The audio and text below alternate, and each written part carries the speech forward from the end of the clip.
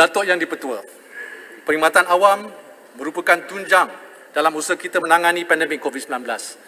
Kerajaan amat menghargai sokongan dan pengorbanan setiap penjawat awam dalam melaksanakan program dan projek serta pelbagai pakej bantuan dan rangsangan selama ini. Strategi keempat di bawah fokus ketiga adalah untuk terus mendukung penyampaian perkhidmatan awam. Usaha memberikan perkhidmatan berintegriti dan menentukan ketulusan tadbir urus kerajaan akan terus dipergiat bagi memastikan penyampaian terbaik kepada rakyat. Bagi memacu transformasi digital dalam perkhidmatan kerajaan, inisiatif My Digital telah dilancarkan pada 19 Februari lalu. Pelaksanaan projek identiti digital nasional akan dimulakan pada tahun 2022 dan merupakan satu platform pengesahan pengenalan diri bagi membolehkan kesaling hubungan pelbagai sistem transaksi untuk memudahkan penggunaan berurusan secara digital dan selamat. Selain itu, My Digital juga menyasarkan penggunaan 80% cloud storage dalam perkhidmatan kerajaan pada tahun 2022. Oleh itu, inisiatif Digital First program akan diperkenalkan bagi meningkatkan usaha penggunaan pengkomputeran awan. Secara tidak langsung, inisiatif ini akan meminimum penggunaan storan fizikal dan membudaya konsep tanpa kertas.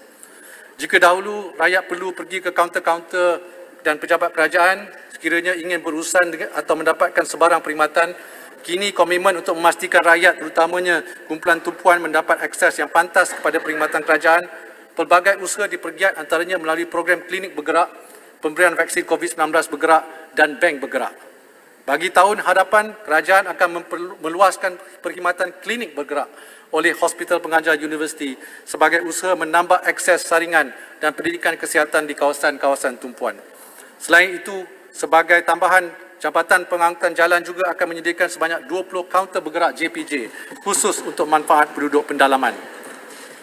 Bagi meneruskan akses perkhidmatan kerajaan pada luar waktu pejabat, sebanyak 100 kios dengan fleksibiliti lengkap komputer akan disediakan di UTC untuk memudahkan orang awam yang ingin berurusan dengan pihak JPJ seperti proses memperbarui lesen memandu.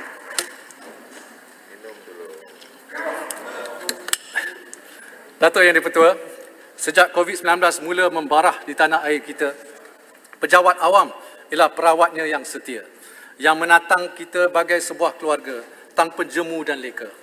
Dalam mengharungi episod duka ini, anggota Barisan Harapan juga disambut keringat sukarelawan telah sama-sama menjayakan setiap agenda kerajaan dengan berkesan. Terima kasih, terima kasih, terima kasih kami ucapkan. Oleh itu, bagi tahun hadapan, kerajaan bercadang untuk menambah baik beberapa kemudahan anggota perkhidmatan awam seperti berikut. Pertama, menurunkan kadar keuntungan skim pembiayaan komputer dan telefon pintar untuk pejabat awam daripada 4 kepada 2%. Kedua, memperuntukkan RM365 juta antaranya bagi menyelenggara kuartus dan bangunan guna sama di bawah seliaan bahagian pengurusan hartanah.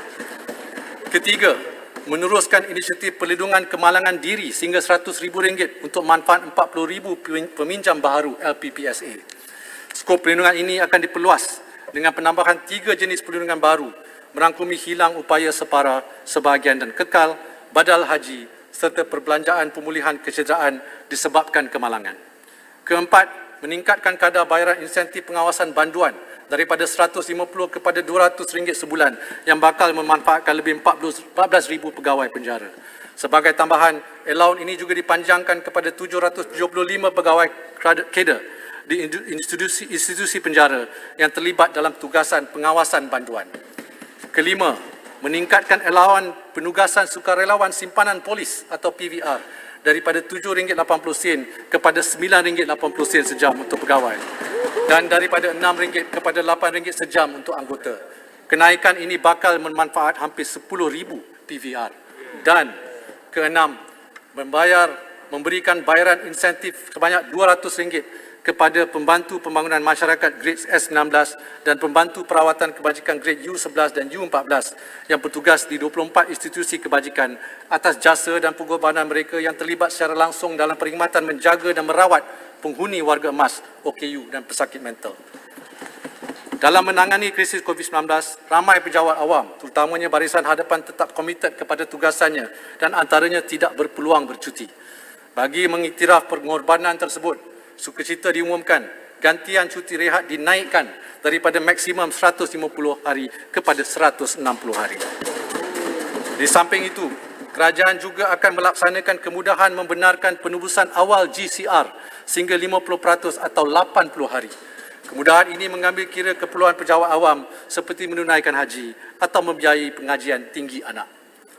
Bagi menghargai jasa dan pengorbanan penjawat awam dalam menggalas tanggungjawab menyampaikan perkhidmatan kepada rakyat, terutamanya semasa negara mengharungi tempoh yang penuh cabaran ini, kerajaan mengumumkan bantuan khas kewangan kepada 1.3 juta penjawat awam grade 56 dan ke bawah sebanyak RM700 dan 1 juta pesara kerajaan sebanyak RM350 dengan implikasi kewangan sebanyak RM1.3 bilion. Diharapkan semua bantuan ini dapat menjadi pemangkin kepada penjawat awam untuk terus berkhidmat dengan penuh dedikasi. Semua inisiatif yang dibentangkan pada hari ini tidak akan bermakna sekiranya pelaksanaannya tidak sampai kepada ahli keluarga Malaysia dengan tuntas dan berkesan. Sehubungan itu, Yang Amat Berhormat Perdana Menteri akan mengerusikan sebuah jawatan kuasa pemantauan yang diselaras oleh Kementerian Kewangan bagi memastikan semua inisiatif bajet 2022 berjaya mencapai objektif